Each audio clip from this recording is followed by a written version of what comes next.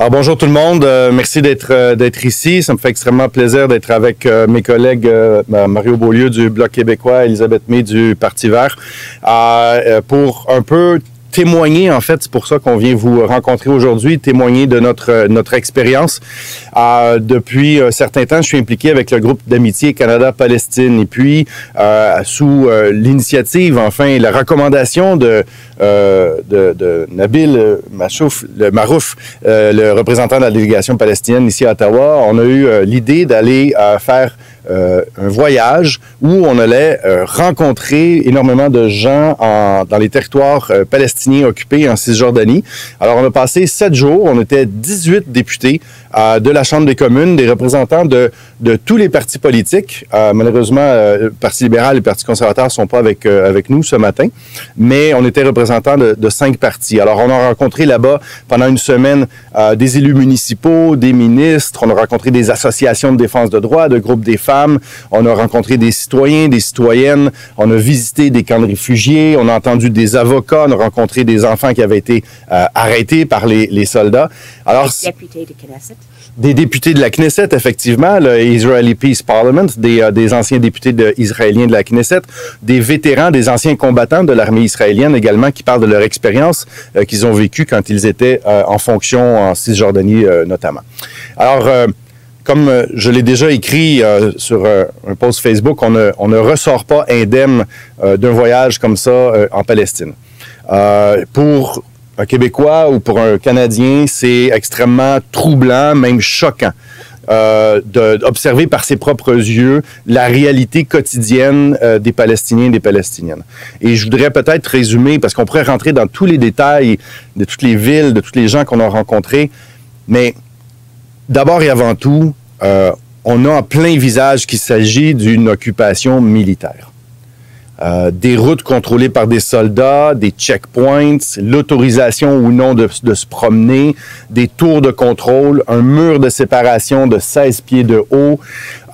Tout ça est visiblement une situation qui est extrêmement anormale pour nous qui vivons dans une société libre et démocratique où on peut se promener où on veut, on n'a pas besoin de montrer nos pièces d'identité à tout instant. Alors, de voir ça, cette occupation militaire, je pense que ça nous rappelle quelle est la situation de la Cisjordanie depuis 1967, depuis l'acquisition de ce territoire-là par l'armée israélienne. La deuxième chose, c'est la colonisation forcée du territoire palestinien. On voit très, très clairement sur les collines, autour des villes et des villages palestiniens, des nouvelles colonies israéliennes illégales, condamnées par les Nations unies, par la politique officielle du gouvernement du Canada, d'ailleurs aussi, qui dit que c'est tout à fait inapproprié de saisir comme ça des territoires, des fermes, des villages, des maisons par la force et d'installer là des colons israéliens. Ça rend d'ailleurs la possibilité d'un État palestinien viable et sécuritaire plus difficile à envisager, même si là-bas, les gens nous ont dit continuez à pousser sur cette solution-là. C'est ce que nous voulons, 2 États côte à côte qui vivent dans la paix, dans la sécurité, qui sont viables. Alors, cette colonisation-là, c'est quelque chose d'extrêmement marquant aussi et qui crée des embûches incroyables dans la vie des Palestiniens qui vivent en Cisjordanie. La troisième et dernière chose que je veux dire, c'est la ségrégation et la discrimination. Il y a une volonté manifeste de rendre la vie des Palestiniens difficile et même misérable à tous les jours. Et quand je parle de ségrégation, je vais vous donner un exemple très, très concret. Il y a, dans le territoire palestinien, des autoroutes, des tunnels ou des lignes d'autobus qui sont interdits aux Palestiniens. C'est quelque chose qui est difficile à concevoir quand on croit puis on prône l'égalité de l'ensemble des êtres humains. Alors, c'est pour ça que nous, comme groupe d'amitié, par la suite, notre travail, ça va être de s'asseoir ensemble, d'écrire un rapport sur ce que nous avons expérimenté, ce que nous avons vécu là-bas. Elisabeth va parler un petit peu plus aussi de la situation des enfants qui se font arrêter et jugés par des cours militaires en Cisjordanie.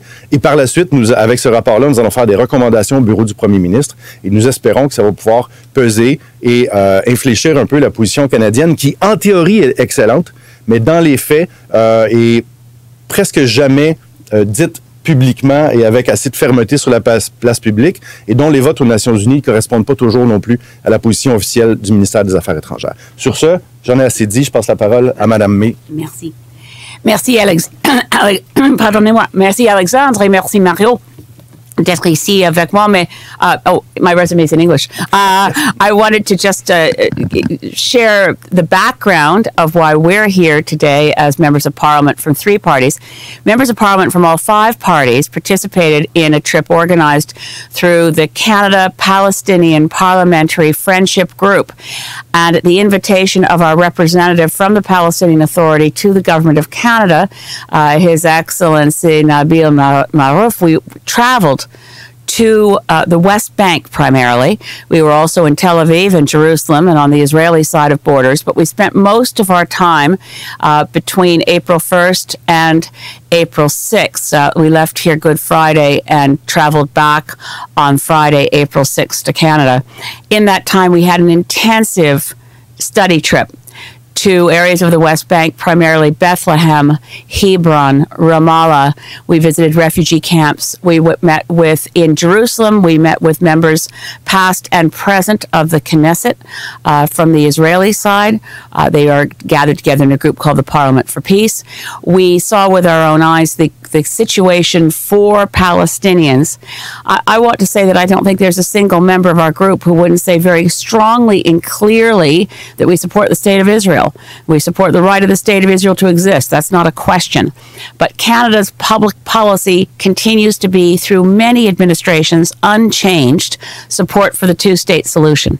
And at the Oslo Accords back in 93, it was confirmed that in the state that was Palestine before 1948, 78% is going to be Israel and 22% is going to be Palestine. But the opportunities for a two-state solution are dwindling as a project, and you can only describe it as a project, as Alexandre Boulerice just said, a project of colonialism and expansion.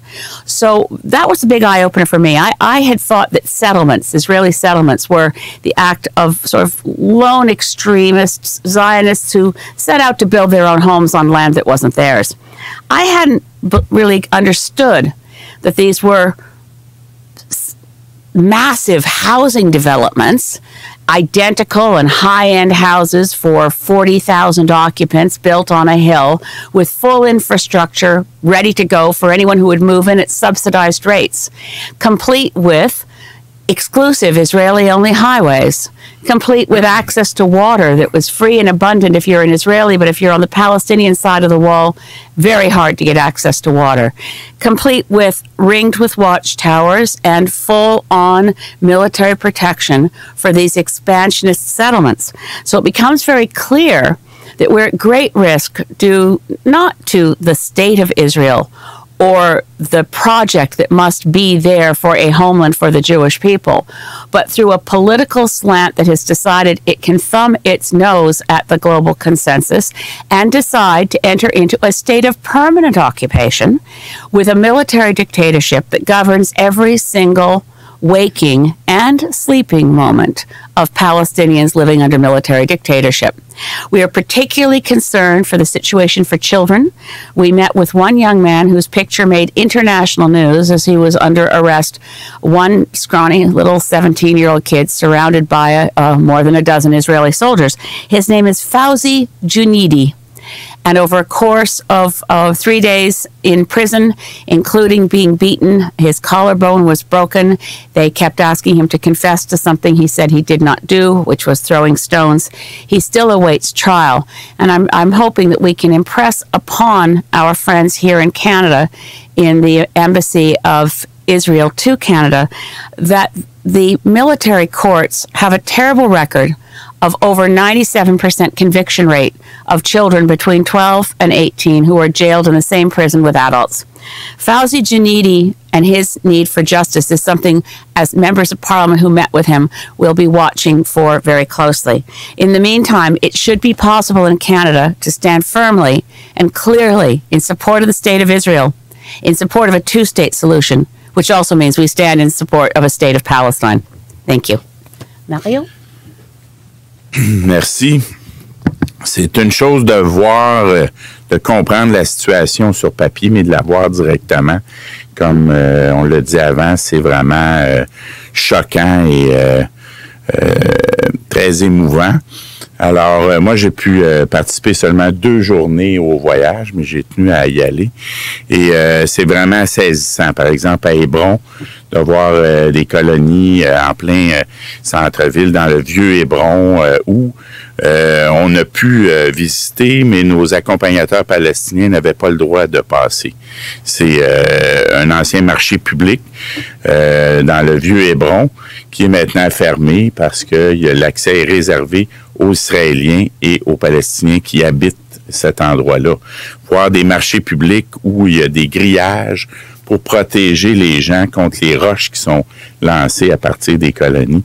Ce qu'on a vu, on l'a dit, c'est vraiment en ce moment une situation où Israël, puis comme Mme Mill l'a dit, on reconnaît le droit à l'État d'Israël d'exister, mais où Israël est en train d'envahir le territoire palestinien, où il y a des colonies de peuplement, des avant-gardes militaires qui sont suivies par des colonies de peuplement, qui sont ensuite entourées de murs. Par exemple, dans la vallée de Crémisan, c'était vraiment saisissant. Et il y avait un couvent, un monastère chrétien qui était là et on a voulu bâtir un mur pour les séparer de la Palestine comme leur mission et ils ont des moyens juridiques très développés et beaucoup de ressources. Ils ont fait des procédures au tribunal israélien pendant une dizaine d'années. Et la vallée de Crémisan, il y a, je pense, une 50aine d'olivrets qui appartiennent à des familles chrétiennes qui sont là parfois depuis 2000 ans.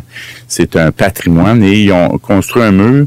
Ils voulaient séparer le couvent, le monastère de la Palestine, mais comme leur mission, c'est d'aider les Palestiniens, ils ont réussi au bout de 10 ans de procédure d'être du côté palestinien du mur. Le mur a été bâti. On a dit que il donnerait l'accès aux propriétaires des olivrets de gérer, d'entretenir leur oliveraie, tout ça. Ils n'ont même pas eu l'accès pour aller récolter les olives. Alors, on voit, ils ont fait ce mur-là pour permettre à ces gilots puis argilots, 2 colonies, pour les rejoindre. Alors, ce qu'on voit, c'est ça, c'est des murs de la ségrégation. On a beau dire n'importe quoi, mais c'est pratiquement l'apartheid qui existe en ce moment en Palestine. Un droit pour les Palestiniens, un droit pour les Israéliens. Alors, je pense qu'il faut agir. On peut pas simplement attendre en disant qu'il y a des négociations. Ce qu'on a vu, ça ressemblait pas à des négociations, ça ressemblait plutôt à une colonisation d'un territoire en ce moment par Israël. Alors, juste pour la part pour le Bloc québécois, on avait déposé en avis une motion pour reconnaître la Palestine comme un État indépendant pour effectuer une pression sur Israël pour qu'il y ait des négociations. Et moi, je pense que le Canada devrait à tout le moins entreprendre des relations diplomatiques formelles avec la Palestine. Merci. Donc, je vois que vous êtes 3, mais il devait y avoir les libéraux et les conservateurs aussi. Je vois que M. Ouellette décide de ne pas monter au micro. Jusqu'à quel point est-ce que vous pensez que ça va être réaliste de produire un rapport commun qui donne une position commune à tous ces gens? Oui, je peux dire seulement que je suis vraiment optimiste. Il y a les questions maintenant d'urgence, les questions plus compliquées, par exemple, la réponse du Canada au sujet des événements à Gaza.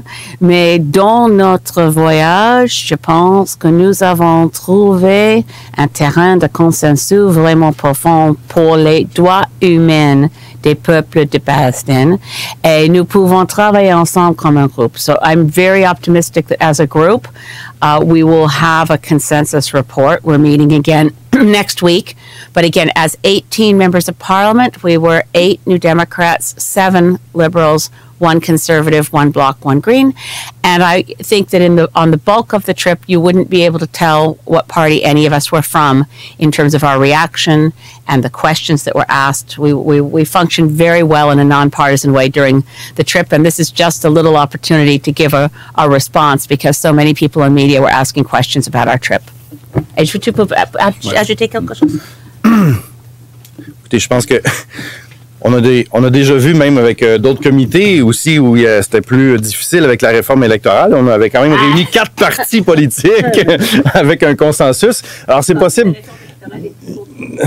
Non, c'est moins compliqué. C'est moins compliqué.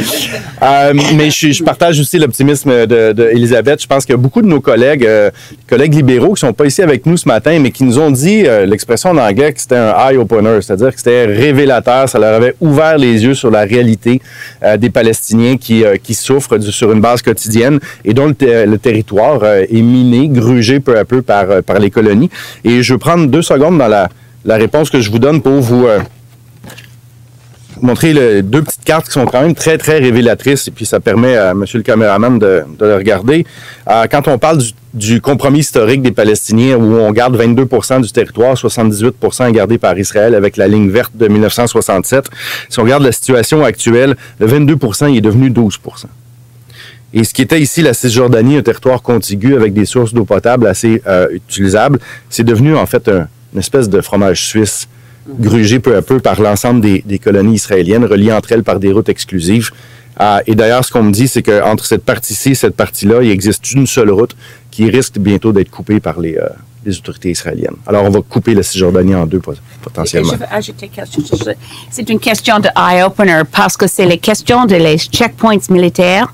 C'est pas nécessaire d'avoir une raison pour quelqu'un, un officier militaire israélien, pour dire non. Tu n'es pas acceptable pour passer et rejeter le droit de passage pour quelqu'un. Comme un groupe de députés du Parlement du Canada, nous sommes refusés un checkpoint à Hebron quand nous avons la volonté de faire une visite vers le tombe d'Abraham. Nous sommes là, tout le monde, comme députés canadiens, avec nos passeports, et nous sommes diplomates, députés du Canada. Et l'officier, le soldat là, a dit non. Il manque de sens, mais ça, c'est la vie quotidienne des peuples de Palestine.